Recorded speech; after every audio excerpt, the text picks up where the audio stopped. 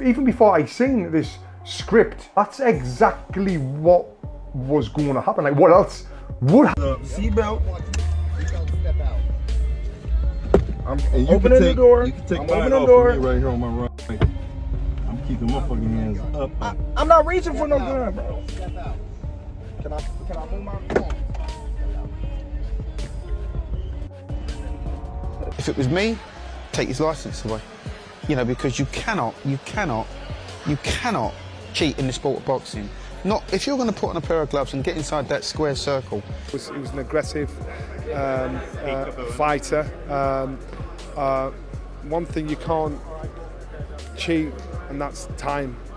Terence Crawford and Canelo Alvarez just got arrested after scripted boxing fight, and according to inside reports, this scandal isn't just a rumor, it's tied to the murky politics running deep in boxing. Fans are furious, because while Crawford fights to protect his legacy, Canelo's name keeps getting dragged through money and power games. This revelation has shaken the very core of the sport.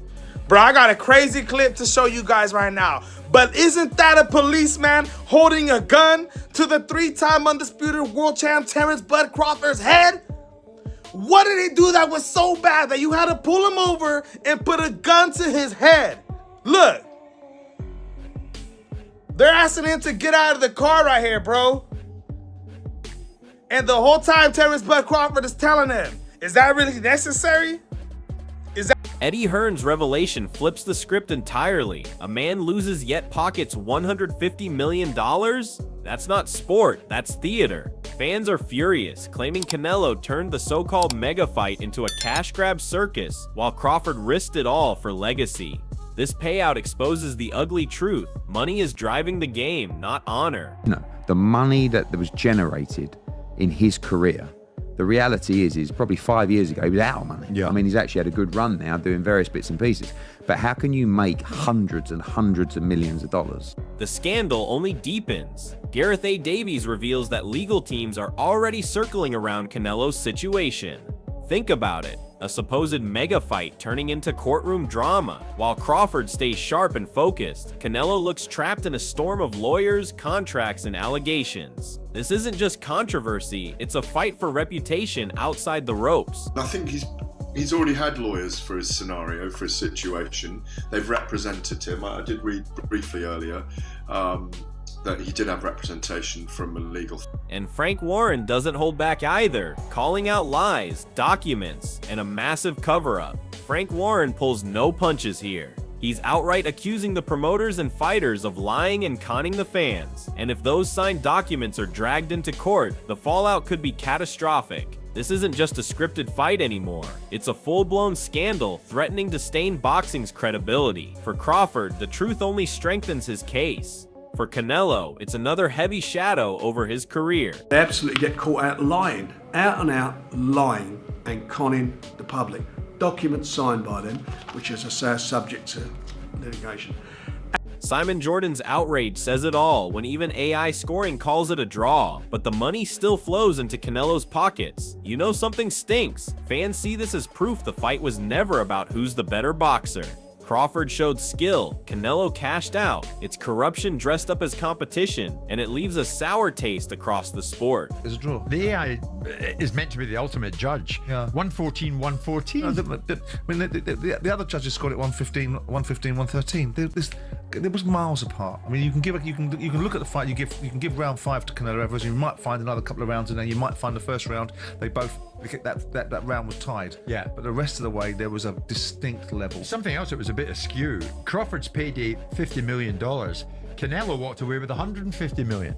Robert Garcia's blunt take cut straight to the heart of this scandal. Canelo didn't even try. That's the shocking truth fans are whispering and analysts are now shouting. For a fighter of his reputation, refusing to adjust or even show urgency isn't just a tactical failure, it's a betrayal to the sport. Garcia highlights the predictable rhythm, the same body shot obsession, and the glaring lack of evolution. It paints the picture of a man either uninterested or unwilling to fight. When you combine this lifeless performance with the arrest headlines and the talk of a scripted event, it starts to look less like boxing and more like a cash-fueled performance. Crawford, in contrast, adapted, stayed disciplined, and fought with conviction. That difference is why fans now question Canelo's hunger and loyalty to the sport. Did he truly want victory or just the payday? He didn't even try. The thing is that what we've seen with, he's Mexican. What we've seen with Mexican fighters like Chavez, who was having a hard time against Mayweather. Chavez, who was having a hard time against Meldrick Taylor. But he kept going. He kept trying and, missing, getting hit, whatever. But he kept going, cutting the ring. Had that. Canelo's defense of himself only fuels the controversy. His words come across uncertain, scattered, and defensive, a far cry from the confidence expected of a champion. Instead of addressing the criticism head-on, he shrugs it off as opinions, as though the entire boxing community hasn't just witnessed the scandal unfolding. When a fighter avoids responsibility, it raises red flags. Crawford, by contrast, has spoken with clarity and focus, treating the fight like another test of greatness. That contrast makes Canelo's rambling sound like excuses, not explanations. And when you pair this shaky interview with reports of him walking away with $150 million despite the fiasco, the narrative looks worse. Fans wanted answers. Instead, they got vague phrases and contradictions. Canelo's reputation, once bulletproof, now seems dented by his own words. His inability to own up is exactly why critics are calling this fight nothing more than a scripted payday. It's big, and two of the best pound for pound, and I think this fight is huge and means a lot for me. When did you realize, when did the moment hit you that this fight can really, really be big? This fight can really be a major fight that a lot of people are looking to see. When did you know that? When the people... And Johnny Nelson saw right through that fragile exterior, exposing the pride Canelo couldn't hide. Johnny Nelson's breakdown cuts to something deeper than tactics: pride. He suggests that beneath all the excuses and distractions, Canelo knows he let himself down. That sting, the bruising of pride, can be more painful than any punch. But here's the controversy. Did Canelo really fight with pride that night? Nelson points out the contradictions, the mistakes, and the lack of focus. For Crawford, this was business as usual, cool, calculated, and ruthless. For Canelo, it seemed like a man weighed down by his own words and public expectations. Pride can be a motivator, but it can also be a poison when it clouds judgment. Fans watching see a fighter drowning in pressure, unable to back up his legacy. That emotional vulnerability paired with the arrest reports and scripted fight claims makes this scandal even murkier. It's not just about money anymore, it's about honor and who truly values it. Yesterday he said, I don't want a big on my face, I've got to get a job done here. So after the things he said the last time, he knows he probably mugged himself off. I think that probably hurt him more than anything. Hurt his...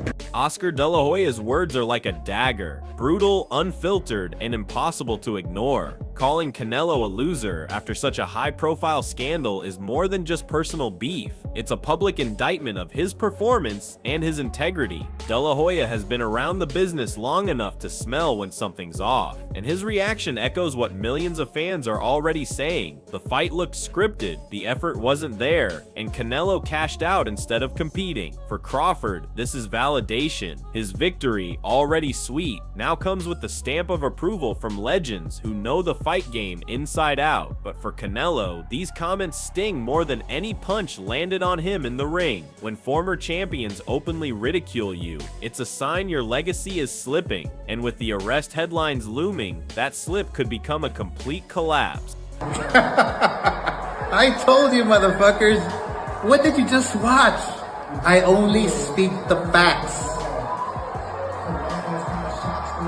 Rolly Romero doesn't sugarcoat it. He calls the fight a disgrace to the sport. His words echo the frustration boiling among fans worldwide. Canelo's performance looked like a man showing up only to collect his check, not a champion defending his pride. The lack of fire, the absence of tactical adjustments, and the overall lifeless display raised eyebrows everywhere. Crawford, meanwhile, fought like a man with everything on the line, disciplined, sharp, and committed to legacy. Romero highlights the painful truth. Boxing's biggest names can't afford to treat the sport like a business transaction. When Canelo, once hailed as one of the pound-for-pound best, steps in looking disinterested, it's more than a loss, it's betrayal. The controversy surrounding the scripted narrative and arrest headlines only fuels Romero's argument further. Fans don't just want to see punches thrown, they want to see warriors who fight for glory, not a payday. And in this fight, Canelo gave them the opposite, leaving his reputation hanging by a thread. He didn't even try to win, bro. He went there for a paycheck,